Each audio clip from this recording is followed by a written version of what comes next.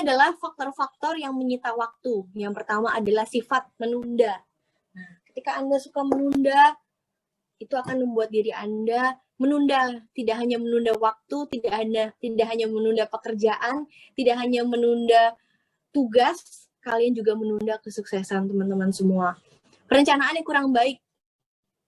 Nah, harus punya perencanaan yang matang, perencanaan yang baik, ya, perencanaan untuk mencapai goals-nya itu apa. Dikatakan perencanaannya kurang baik.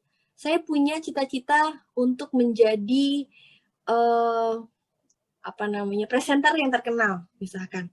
Tapi kalian tidak ada exercise tiap harinya, kalian tidak membaca buku, kira-kira menjadi presenter yang hebat seperti apa, kemudian tidak sering melihat YouTube orang-orang hebat menjadi presenter seperti apa. Perencanaannya kurang baik kan? Gagal menetapkan tujuan dan sasaran. Ya, gagal menetapkan tujuan dan sasaran berarti Anda tidak fokus dengan apa goals Anda. Tidak mampu mendelegasikan. Nah, yang dikatakan tidak mampu mendelegasikan, pada saat Anda sudah punya time management, Senin sampai hari Minggu, saya selesai membaca buku, satu buku, sudah catat tuh, sudah di timelock semua, tapi tidak dilakukan, itu tidak mampu mendelegasikan. Tidak mampu mengatakan tidak. Nah, pada saat Anda sedang belajar, baca buku, tiba-tiba teman mengajak jalan. Ayo kita nongkrong, kita coffee di mana? Nah, kalian tidak bisa, lebih baik kita hangout dulu daripada terus-terusan belajar ya. Nah, itu tidak bisa seperti itu. Jadi kalau kalian sudah belajar, teman mengajak apapun itu, hangout nanti dulu, tunda dulu. Tidak, saya tidak bisa sedang belajar, saya harus fokus. Terlalu banyak krisis. Dikatakan terlalu banyak krisis, setiap orang punya masalah masing-masing tentunya. Setiap orang punya permasalahan masing-masing, dan bagaimana cara kita harus bisa pesimis, harus bisa menyelesaikan masalah dengan kepala dingin, dan juga dibarengi dengan ikhtiar dan doa yang besar tentunya, bahwa kita dapat bisa melewati masalah ini. Terburu-buru dan ragu-ragu. Hal yang terburu-buru dengan ragu-ragu itu adalah orang yang tidak punya time management. Kebijakan pintu terbuka. Next. Apa perbedaan antara deadline dan goals? Ya, deadline. Deadline itu adalah sebuah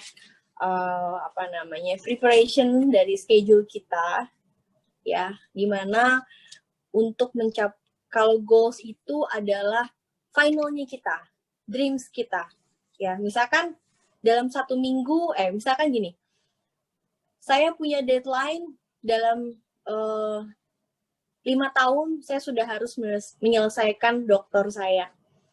Goal saya ingin menjadi seorang menteri. Nah, itu dia.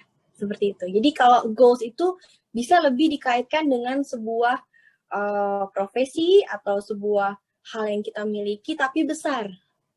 Seperti itu, mimpi besar, hal besar yang kita miliki itu namanya goals. Tapi kalau deadline itu sebuah target dalam sebuah preparation kita untuk mencapai sebuah goals. Seperti itu ya, Tasya. Tasya cita-cita mau jadi apa, Tasya? Aku masih belum tahu sih sebenarnya, kalau misalkan untuk goals, dream-nya itu belum ada sebenarnya. Nah, semoga dari kuliah saya hari ini kamu sudah bisa punya goals. Apa sih cita-cita saya? Kadang itu dia. Kadang masih anak-anak sekarang tuh kalau ditanya soal cita-cita bingung. Cita saya apa ya? Saya kan lagi ngambil kuliah komunikasi. Nah, jadi mulai dari sekarang Tasya harus punya goals, apa cita-citanya. Tidak perlu khawatir, Tasya sudah semester akhir ataupun semesternya lagi skripsi, nggak apa-apa. Tetap Tasya punya goals, Tasya punya cita-cita, dan dari mulai hari ini Tasya bisa mengatur time management Tasya untuk mencapai goals yang Tasya miliki. Seperti itu Tasya ya. Oke. Berarti memang bisa dibilang goals itu memang lebih besar dibandingkan deadline, kayak gitu ya? Iya, betul. Ya, lebih besar. Oke, makasih Bu untuk jawabannya. Iya, sama-sama. Sukses Tasya. Kebijakan pintu terbuka itu sebenarnya adalah kita punya kebijakan sendiri. Kita saklek ya, maksudnya kita saklek bahwa kalau kita punya fokus A, kita jalani dulu A. kita jangan terpengaruh dengan B, C, D, dan E, seperti itu. Jadi kamu intinya adalah kebijakan itu kamu bentuk dari diri kamu sendiri untuk bijak dalam menentukan sebuah tujuan. Jadi kalau misalkan ada 3 tujuan, Yoke cita-citanya mau jadi apa? Sejauh ini sih saya tertarik mau jadi marketing communication. Marketing communication yang sukses, yang hebat. Yang sukses. Nah, itu dia, jangan jadi marketing communication aja.